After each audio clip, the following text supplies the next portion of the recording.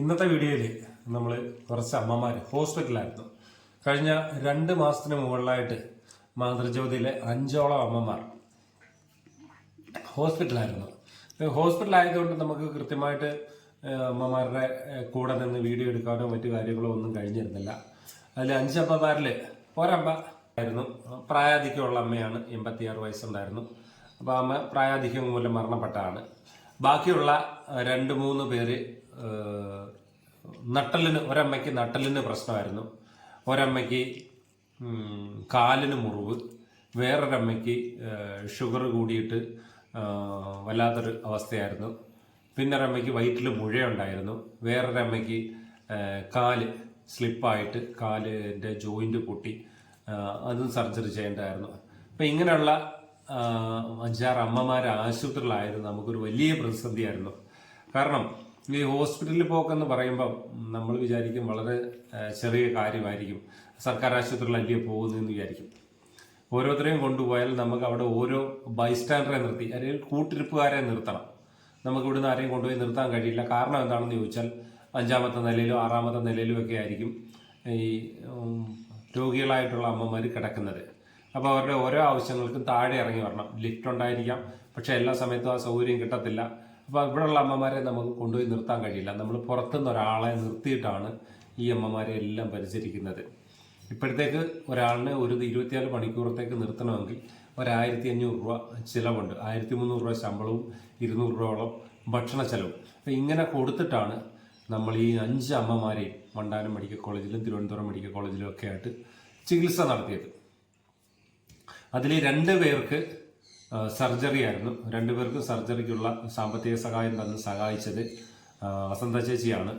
അപ്പം എനിക്ക് ആ കുടുംബത്തോട് വളരെയധികം കടപ്പാടുണ്ട്. കാരണം കഴിഞ്ഞ പ്രാവശ്യം 5 അമ്മമാരുടെ കണ്ണോപ്പറേഷൻ ചെയ്തു. അതിനു മുമ്പ് മാതൃജ്യോതിയിലേക്ക് വേണ്ട കെട്ടിടങ്ങളൊക്കെ വെച്ച് തന്നു, ഒരു ഓഫീസും അതിനോടനുബന്ധിച്ചുള്ള കാര്യങ്ങളെല്ലാം ചെയ്തു തന്നു.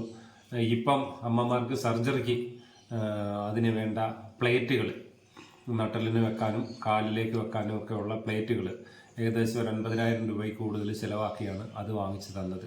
അപ്പോൾ ആ കുടുംബമാണ് ഈ അമ്മമാരെയൊക്കെ ഇപ്പം സർജറി ചെയ്യിക്കുന്നതിന് നമ്മൾക്ക് സഹായിച്ചത്. ഹോസ്പിറ്റലിൽ കിടന്നാലും നമുക്ക് അതിനുള്ള പ്ലേറ്റുകളൊക്കെ പുറത്തുനിന്ന് വാങ്ങിച്ചു കൊടുക്കണം. അപ്പോൾ അത് വാങ്ങിച്ചു കൊടുക്കാൻ നമ്മളെ സഹായിച്ചത് ആ കുടുംബമാണ്. ആ കുടുംബത്തിന് മാതൃജ്യോതിയുടെ നന്ദിയും കടപ്പാടും എല്ലാം അറിയിക്കുകയാണ്. അപ്പോൾ ഇന്ന് ആ ഒരു വീഡിയോ ആണ്. അപ്പം അമ്മമാരോട് ആ ഒരു കാര്യം പറയുന്നതും അമ്മമാർ തുടർന്ന് അങ്ങോട്ട് എങ്ങനെ പോകണമെന്നൊക്കെ ഉള്ളതാണ് ഇന്നത്തെ വീഡിയോ. അപ്പോൾ എൻ്റെ ചാനൽ ആദ്യമായി കാണുന്നവരാണെങ്കിൽ ചാനലൊന്ന് സബ്സ്ക്രൈബ് ചെയ്യണം. അടുത്തുള്ള ബെല്ലൈക്കൺ കൂടെ പ്രസ് ചെയ്താൽ എൻ്റെ വീഡിയോ വിശേഷങ്ങൾ നിങ്ങൾക്ക് സ്ഥിരമായി ലഭിക്കും. അപ്പം നേരെ വീഡിയോയിലേക്ക്. ഇപ്പോൾ ഞാൻ വിളിപ്പിച്ചതേ ആശുപത്രി കേസുകാരുടെ കാര്യങ്ങൾ മനസ്സിലായല്ലോ. നമുക്ക് ഏകദേശം 2 മാസമായിട്ട് ആശുപത്രിയിൽ ആൾക്കാരുണ്ടായിരുന്നു. അതായത് ജാനകിയമ്മ തുടങ്ങിയതാ അല്ലയോ? ജാനകിയമ്മ 3 മാസം കൊണ്ട് ജാനകിയമ്മ ഒരു 10-70 ദിവസം കിടന്ന്. അതിൻ്റെ പുറകിൽ കൃഷ്ണമ്മ പോയി, അതിൻ്റെ പുറകിൽ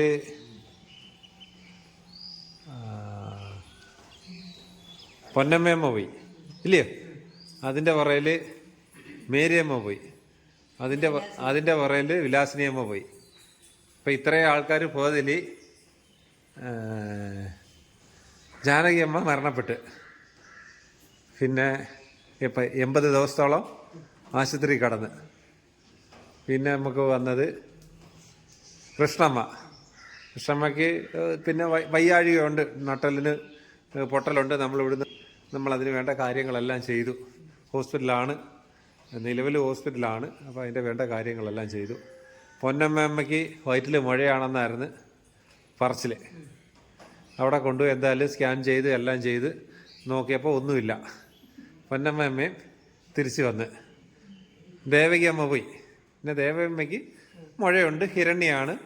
ഈ പ്രായത്തിൽ നമുക്കത് ചെയ്യാൻ പറ്റത്തില്ല. പിന്നെ ഇനിയിപ്പോൾ മേരിയമ്മയും വന്നു ഇല്ലേ? മേരിയമ്മയുടെ കാലിൽ പഴുപ്പായിരുന്നു, പഴുപ്പെല്ലാം മാംസമെല്ലാം ചെത്തിക്കളഞ്ഞ് അത് ഏകദേശം നേരെയായി. ഇനി സൂക്ഷിക്കുന്ന പോലിരിക്കും, പഴുക്കാതിരിക്കുന്നത്. പിന്നെ ഇനിയിപ്പോൾ നമുക്കുണ്ടെന്ന് പറഞ്ഞാൽ വിലാസിനിയമ്മയാണ്. വിലാസിനിയമ്മയ്ക്ക് സർജറി കഴിഞ്ഞു. സർജറി വെള്ളിയാഴ്ചയായിരുന്നു. വെള്ളിയാഴ്ച എന്തായാലും വ്യാഴാഴ്ച ഇന്നലെ വ്യാഴം. ഇന്നലെ അല്ലമ്മേ, മെനിഞ്ഞാന്നായിരുന്നു, ബുധനാഴ്ചയായിരുന്നു. അപ്പം അതിന് കാര്യങ്ങളെല്ലാം ചെയ്തു കൊടുത്ത് കുറച്ച് ദിവസം റെസ്റ്റ് എന്തായാലും എടുക്കണം. 1 മാസം റെസ്റ്റ് എടുത്താലേ നടക്കാൻ പറ്റും. ഡിസ്ചാർജ് എപ്പോഴാണെന്ന് നമുക്ക് നോക്കിയിട്ട് നമുക്ക് ചെയ്യാം. അതുകൊണ്ടാണ് നിങ്ങളോട് ഞാൻ എപ്പോഴും പറയുന്ന ഒരു കാര്യം, സൂക്ഷിച്ച് നടക്കണം. ഇവിടെ ഈ പണി നടന്നപ്പോഴൊക്കെ നിങ്ങൾ എണ്ണീക്കുന്നതിന് മുമ്പ് ഇവിടെ വന്ന് കിടന്ന് ഈ ജോലി ചെയ്യുന്നത് ഇത് പേടിച്ചിട്ടാണ്. അല്ലാതെ എനിക്കൊരാളിനെ നിർത്തി ജോലി ചെയ്യിക്കാൻ അറിയാൻ വയ്യാത്തത് കൊണ്ടോ അല്ലെ ആ കാശ് മിച്ചം പിടിക്കാനോ ഒന്നുമല്ല. ജോലിക്കാർ പറഞ്ഞേ 8:30 നിങ്ങൾ എണ്ണീച്ച് വരുന്നത് 6:30. ഇവരെണ്ണീച്ച് 6 മണിക്ക്. അപ്പോൾ ഇവരതിനേക്കാളും വെളുപ്പിനെ എണ്ണീക്കും. അപ്പം അതുകൊണ്ടാണ് ഞാൻ അങ്ങനെ ഓരോ ജോലിയും ചെയ്യുന്നത്. നിങ്ങളോട് എനിക്ക് ഇപ്പം പറയാനുള്ളത്, ഈ നിങ്ങൾ തട്ടുകയും മുട്ടുകയും വീഴുകയും ഒന്നും ചെയ്യാതെ, പൊട്ടാതെ, ആരുടെയും ശരീരങ്ങളൊന്നും മുറിക്കാതെയും പൊട്ടാതെയും. കാര്യം നിങ്ങൾ നടക്കുന്നതും പിടിക്കുന്നതൊക്കെയാണ്, അല്ലാതെ ആരും ഒന്നും ചെയ്യുന്നതല്ല. എന്നാൽ പോലും അങ്ങനെ വിലാസിനി അമ്മ കട്ടിലേനൊന്ന് താഴോട്ടിറങ്ങിയാണേ അവര് അപ്പോൾ ആരും ഒന്നും ചെയ്തതല്ല, സ്വന്തമായിട്ട് അവർ വരുത്തിയതുമല്ല. ഒന്ന് ഇറങ്ങിയപ്പോൾ ഒരബദ്ധം പറ്റിപ്പോയതാ. എത്ര ദിവസം ഇനി ആ അമ്മ വേദന തിന്ന് കട്ടിലേ തന്നെ ഇരിക്കണം? അപ്പം അതുകൊണ്ടാണ് നിങ്ങളോട് പറയുന്നത്, ആരും ഇങ്ങനെയുള്ള കാര്യങ്ങൾ ചെയ്യരുത്, ഓടരുത്, ചാടരുത്. ആൾക്കാരുമായിട്ട് ഗുസ്തി പിടിച്ചു പോയി ശ്രദ്ധിക്കണമെന്ന് പറഞ്ഞപ്പോൾ അമ്മയ്ക്ക് തന്നെ കാല് പൊട്ടി. എങ്ങനെ പൊട്ടി? വീണ് പൊട്ടി. 3 പേരാ വീണേ. വേണ്ട, രാധയമ്മ, ലീലയമ്മ. അപ്പം 3 പേരും വീണ്. ആർക്കും എന്തായാലും പരുക്കുകളില്ല. അപ്പം അതങ്ങ് ഒഴിവാക്കാനാ. കരിഞ്ഞ്. പിന്നെ ഇത് കർക്കിടക മാസമാണ്. കർക്കിടക മാസം ആയതുകൊണ്ട് നമ്മളെല്ലാ വർഷവും, ഇന്ന് കർക്കിടക 1 അല്ലേ, അപ്പോൾ എല്ലാവരും ഹിന്ദു ആചാരപ്രകാരം ജീവിക്കുന്നവരൊക്കെ രാവിലെ കുളിച്ച് വൃത്തിയായിച്ച് രാമായണമൊക്കെ വായിക്കുന്നവരുണ്ട്. വായിക്കേണ്ടവരൊക്കെ ആണെങ്കിൽ രാമായണം അവിടെ ഉണ്ടല്ലോ, എടുത്തു വെച്ച് വായിക്കാം കേട്ടോ. മറ്റ് മതസ്ഥർക്ക് അവരവരുടെ ആചാരം എന്തുവാണോ, ബൈബിൾ വായിക്കണേ ബൈബിൾ വായിക്കാം. നോമ്പ് അല്ല, നിസ്കരിക്കുന്നവരാണെങ്കിൽ നിസ്കരിക്കുക. അത് അവരവരുടെ കാര്യങ്ങൾ അവരവർ ചെയ്യുക. പിന്നെ അവിടെ എന്തൊക്കെയുണ്ട് വിശേഷം അത് പറ. അപ്പുറത്തെ പരാതികൾ എന്തൊക്കെയാ അത് അറിഞ്ഞിട്ട് നീ ബാക്കി കാര്യങ്ങളിലേക്ക് കിടക്കാം. എന്തു അവിടുത്തെ പ്രശ്നം? ഇപ്പം എനിക്ക് കുറേ ദിവസം കൊണ്ട് എനിക്ക് വയ്യ, തീരെ വയ്യ. പിന്നെ ഈ ഓട്ടത്തിൻ്റെ ഇടയ്ക്ക് അങ്ങോട്ട് വരാനും പറ്റുന്നില്ല.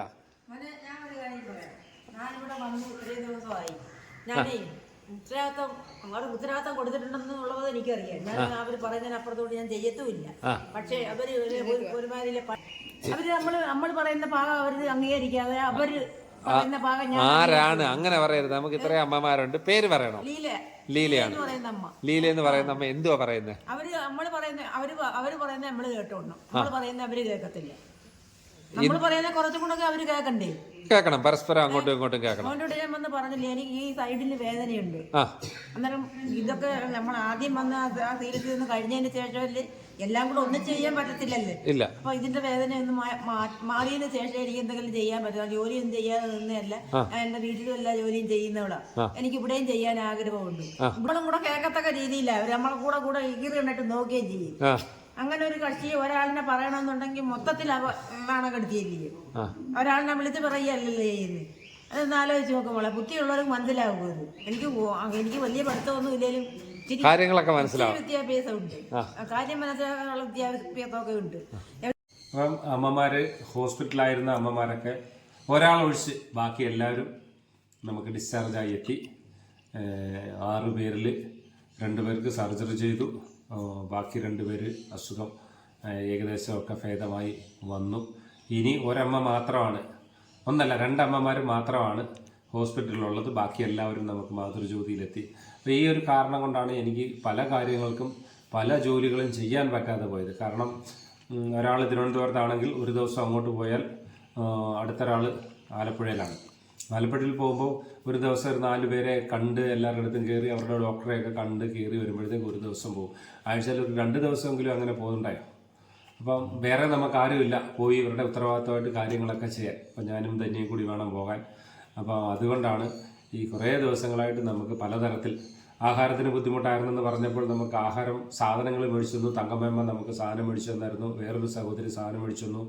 ബാക്കി ചിലരൊക്കെ നമുക്ക് സാമ്പത്തികം തന്ന് സഹായിച്ചു. പക്ഷേ ഈ സാമ്പത്തികമൊക്കെ നമുക്ക് ഇങ്ങനെ തന്നപ്പം നമുക്കത് വേറൊരു വഴിക്കൂടെ ചിലവായി പോവുമായിരുന്നു.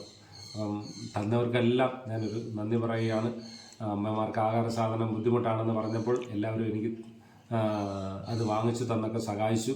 എന്നിരുന്നാലും ഈ അമ്മമാർ 5 പേര് ആശുപത്രി നിൽക്കുമ്പോൾ ഒരു 3 പേരെങ്കിലും നമുക്ക് അവരുടെ ആവശ്യങ്ങൾക്കായിട്ട് നിർത്തിയല്ലേ പറ്റത്തുള്ളൂ. അപ്പോൾ അതിൽ നമുക്കൊരു വലിയ ബാധ്യത നമുക്കുണ്ടായി. അത് ഈ നിങ്ങളൊക്കെ സഹായിച്ച സാമ്പത്തികത്തിലൂടെ അതെല്ലാം നമ്മൾ തീർത്താണ്. ഈ 50 ദിവസമൊക്കെ ഒരാൾ ആശുപത്രി കിടക്കുക, അല്ലെങ്കിൽ ഒരു 10 ദിവസം ഒരാൾ ആശുപത്രി കിടക്കുക എന്ന് പറയുമ്പോൾ ഒരു 15,000 രൂപവും, അതുപോലെ 3-4 പേര് ഒരു മാസത്തോളം കിടക്കുക എന്ന് പറയുമ്പോൾ നിങ്ങൾക്കറിയാം നമ്മൾ എങ്ങനെ ഇത് കൈകാര്യം ചെയ്യുമെന്നുള്ളത്. അപ്പോൾ എന്തായാലും അമ്മമാരൊക്കെ 2 പേരൊഴിച്ച് ബാക്കി എല്ലാവരും വന്നു. നിങ്ങളുടെ എല്ലാവരുടെയും പ്രാർത്ഥനയും ഒക്കെ വേണം അമ്മമാർ സുഖമായിട്ടിരിക്കാൻ. അപ്പം ഈ വീഡിയോയിൽ നിങ്ങളുടെ അഭിപ്രായങ്ങൾ നിങ്ങൾ കമൻറ്റുകളായി രേഖപ്പെടുത്തണം. പുതിയൊരു വീഡിയോയുമായി നിങ്ങളുടെ മുന്നിലെത്തും വരെ നിങ്ങളുടെ സ്വന്തം മാതൃജ്യോതി പ്രശാന്ത്. നന്ദി, നമസ്കാരം.